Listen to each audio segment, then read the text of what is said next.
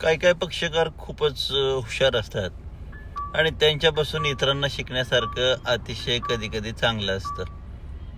पत्नी भांडून जाणार आहे हे अंदाज ज्याला आला होता किंवा गेलेली आहे, त्याने पटकन काय केलं होतं, त्याच्या आईची पण स्वतःवर पण पोटगीची केस दाखल केली होती आणि त्या केसमुळे तो हरला बिचारा आणि त्याला जास्त पोटगी लागली आईला द्यायला.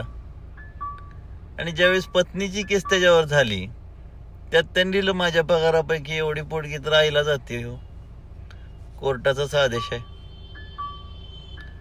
तर त्याला त्याच्या पोटगीच्या केसमध्ये फायदा झालेला दिसला आपल्याला. मग अशा कायदेशीर बाबींचा जर आपण फायदा घेत असेल तर ते बेकायदेशीर नसतं. आता ती केस कोणी केली आणि कोणी हरलं हे काय विचारायची गरज नाही.